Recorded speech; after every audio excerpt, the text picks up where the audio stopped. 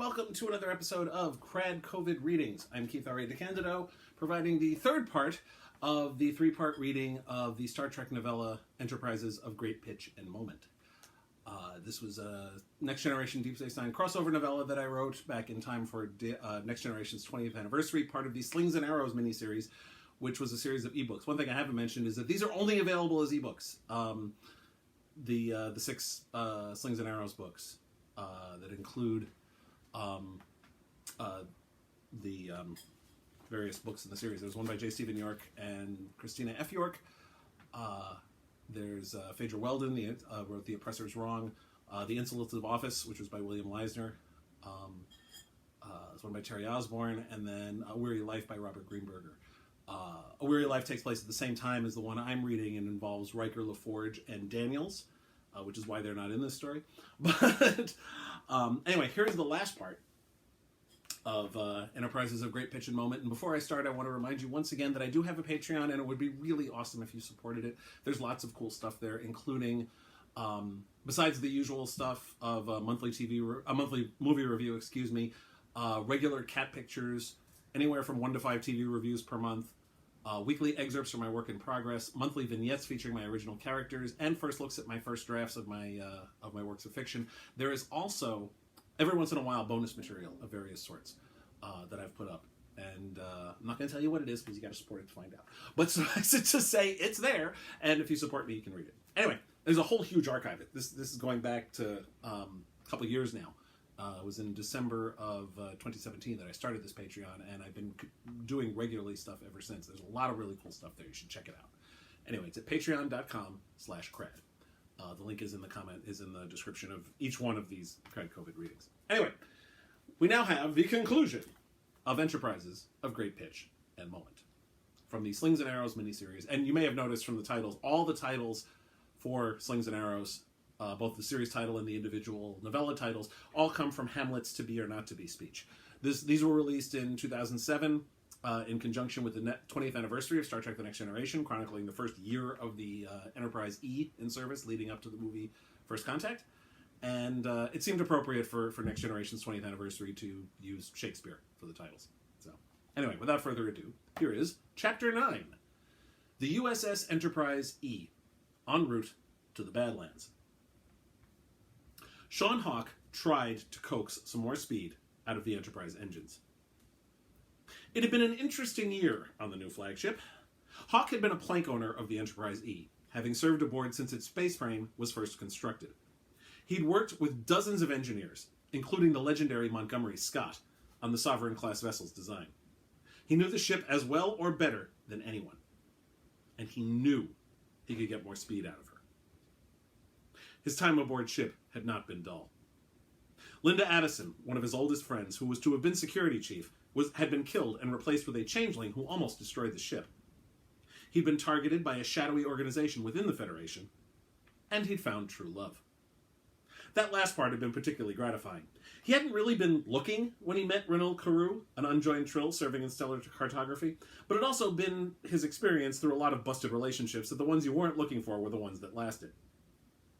The two of them had seen Arms and the Man together last night, and Carew had conned Hawke into trying out for Dr. Crusher's next production, whatever it might be. Carew already intended to, and after a great deal of badgering over a late after-performance dinner in 10 Forward, he'd agreed. Hawke had never stood on a stage in his life. He was a pilot and engineer, the type of person who worked behind the scenes. Maybe I can convince the doc to put me on the tech crew. His thoughts were interrupted by a call from engineering. Porter to Hawke. Go ahead. You should be able to get the warp 9.8 out of her now, Sean. Hawke smiled. Thanks, Paul. He turned to Data. Sir, we're now at warp 9.6 and rising. Thank you, Mr. Hawke, Data said from the command chair. Next to him at the operations console, Lieutenant Miranda Katahata picked something up. Katahata, a raven-haired woman who had served in the sensor room on the Enterprise D, Hawke knew, was filling in at ops while Data was acting as first officer in Riker's absence. Sir, we're picking up the bird of prey. It's on course for the Badlands. She spoke with a British accent, though she hailed from the Cestus III colony. Hawke had been meaning to ask her how that happened exactly. Identify the ship, please, Data said. Katahata shook her head. We're still too far to get an ID, but it's definitely Brielle class. and of course we'll take it directly to Beleva. A moment later, sir, we're now picking up a distress signal. It's an automated Klingon Defense Force call. Data got to his feet and moved to stand between Karahata and Hawk. Can you identify the source of the distress call, Lieutenant? I think so, Karahata said, running her lithe fingers over her console. It registers as belonging to a Defense Force shuttle pod. Kivra class. She turned around to look at Data. Commander, according to the Defiance probe, the pod that was meeting the captain was Kivra class. If they are sending a distress signal, that would indicate a difficulty that Captain Picard and Captain Sisko are unable to assist them with. I'm picking up the Bird of Prey's registry now, sir, Karahata said. It's the IKS Kring. Mr. Hawk, how soon will we arrive at Beleva?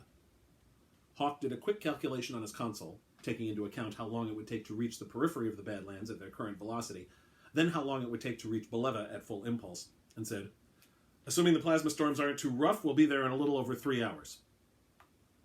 Looking at Karahata, Data asked, the Kring? Karahata winced. 1 hour, 45 minutes. Sir, there's something else. Yes?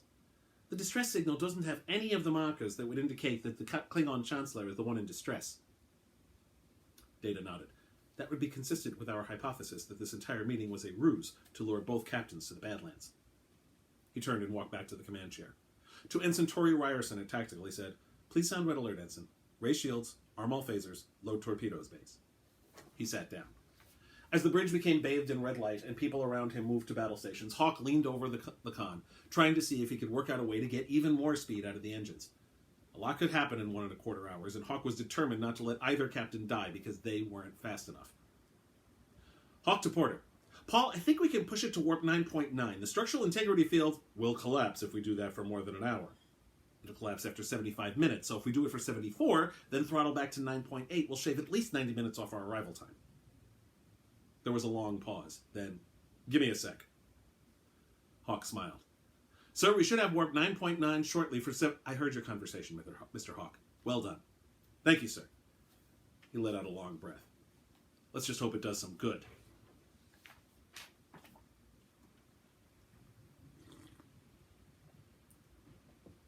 Chapter 10. Beleva, the Badlands. Commander Ngabwi of the IKS Kring beamed down to the surface of Beleva with a squad of troops. His instructions had been very clear. If the assassins had failed in their task, and that seemed likely given that they were sending an automated distress call and that the Kring had detected no Klingon life signs on the surface but 2 human ones, then he was to personally finish the job himself. Ridiculous, he said as the beams deposited him a quarter of a Kelicam from the wreckage of the shuttle pod. Sir? Leader Kimt said. She was in charge of the other 4 troops. How difficult can it be to kill 2 humans? They are weak and fleshy and unimpressive.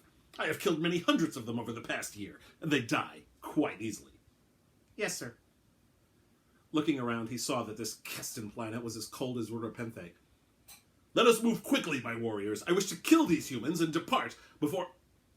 Ngabwi cut himself off, noticing a glow on the shuttle pod. Take cover! He cried as he dove downward, just as a disruptor blast sizzled through the cold air. A strangled scream from behind him indicated that one of Kim's troops did not follow his order. Designed to penetrate energy shields and starship hulls, a pod's disruptor would leave almost nothing of a Klingon body that it struck. The pod's disruptor cannon continuously fired low to the ground. Move toward the pod! Stay on the ground! Ngabwi cried. We will not let these... Stay on the ground! Kimt yelled at one of her troops, but that was followed by another strangled scream. I was promised a captaincy and a real ship not populated by fools and incompetents. If I succeeded in this mission, I will not let it be ruined by Kimt and her collection of Todzachbu. Lying in the snow, Ngabwi could feel the frozen water seeping slowly through his armor. Continue advancing! Yes, sir, Kimt said. Touching his wrist communicator, the commander said, Ngabwi to Kring! His first officer replied, Gradzaki. Lieutenant, can you get a disruptor lock on the pod? Stand by. After a moment. Negative. There's an interference pattern being generated from your location that prevents a positive lock. We can obtain a firing solution, but you would be at risk, sir. It was tempting to tell Gradzeki to beam him and the remaining troops back up and blow the pod up from orbit. But no, he needed corpses. Without the bodies of Picard and Sisko, the entire undertaking had no purpose. Very well. Stand by. Out! The Things I do for a better command. The Kring was a clapped-out old ship that was in danger of falling apart at any minute.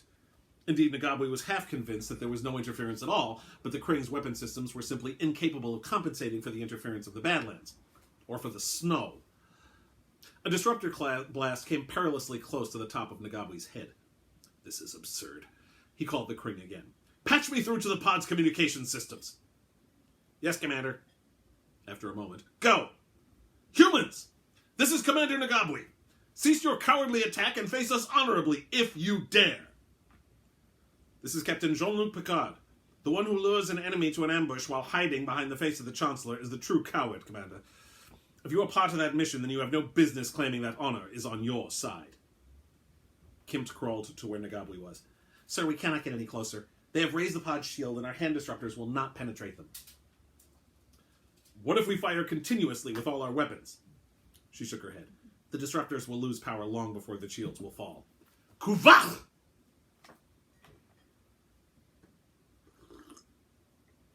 In the shuttle pod, Picard closed the channel on his end, though since Ngabwi had not done likewise, he and Sisko were able to hear the commander's conversation with his subordinate. From his place under the tactical console, Sisko said, It's a pity he isn't trying. I've managed to fool their scanners into thinking the shields and weapons are at full power, but I don't know how long that'll last.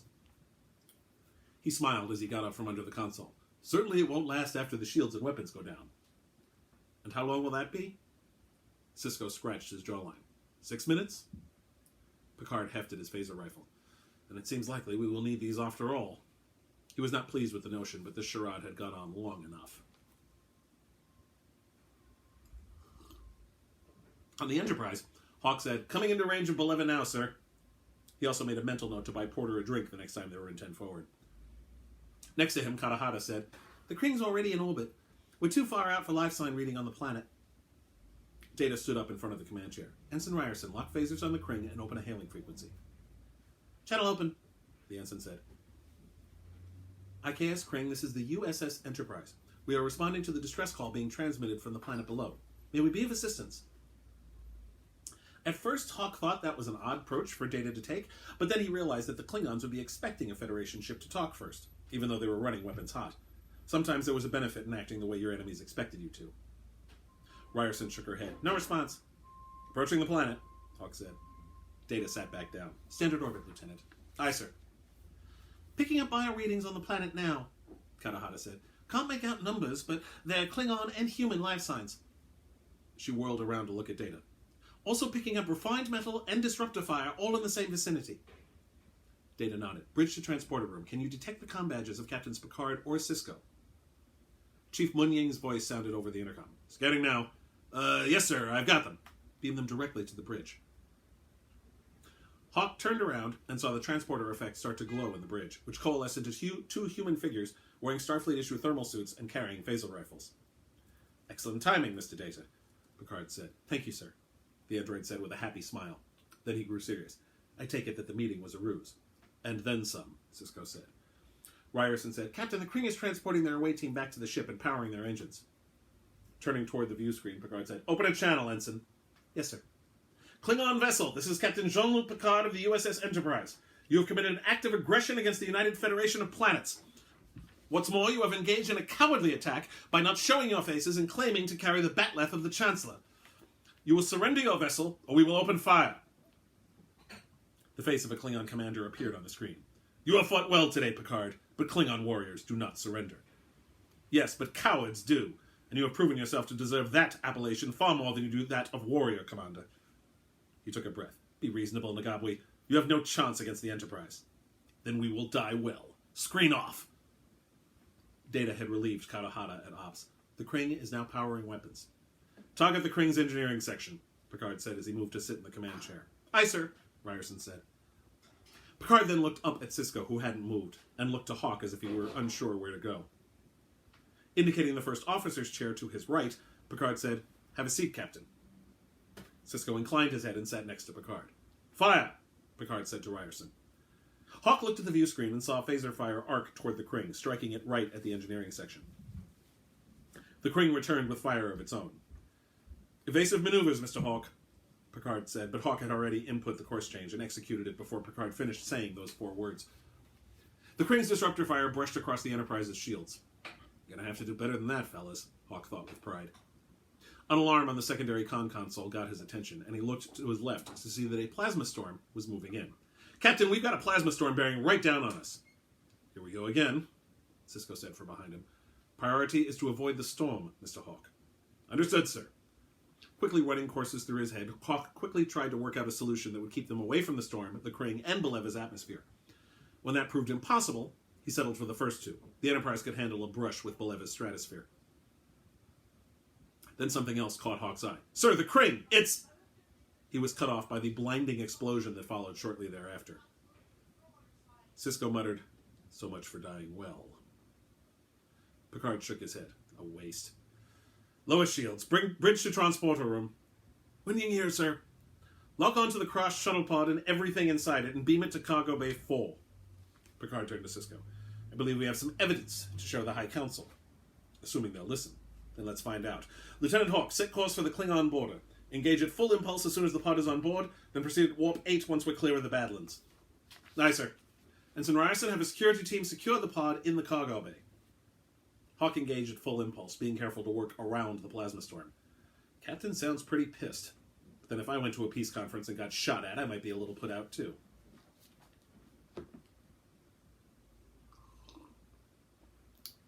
Chapter 11. USS Enterprise E, Federation Klingon border.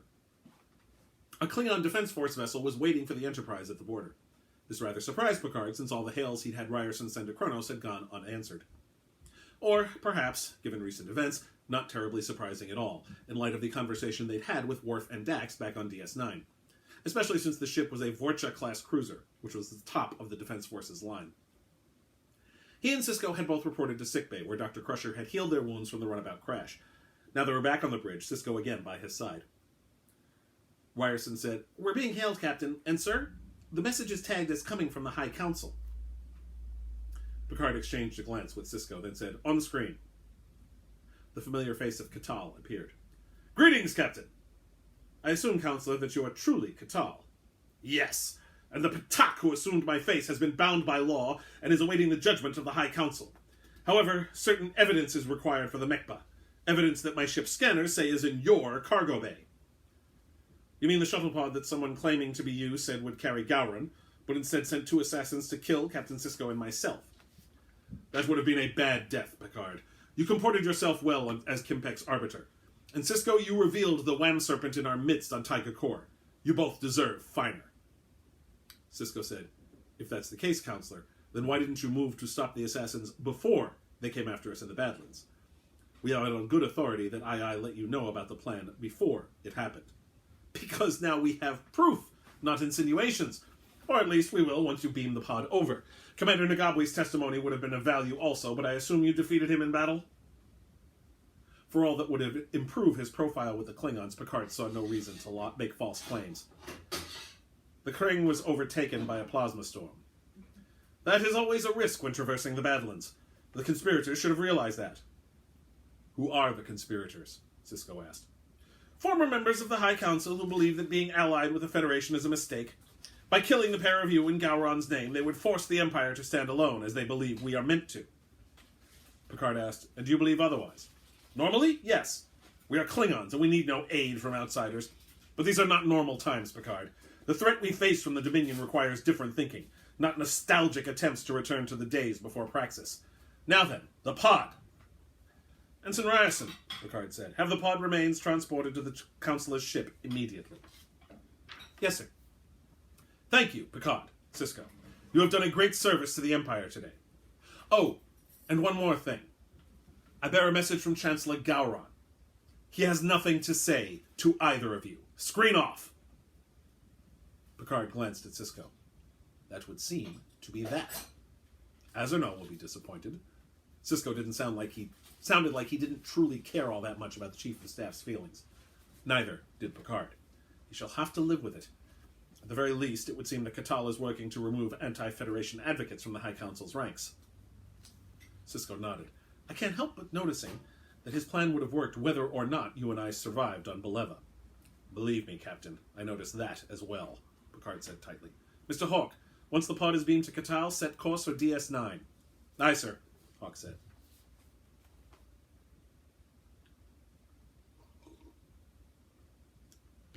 Epilogue. Federation Starbase Deep Space Nine, Bajoran System. Sisko was on his way to Quark's to join Bashir for a drink when Kira called him from Ops.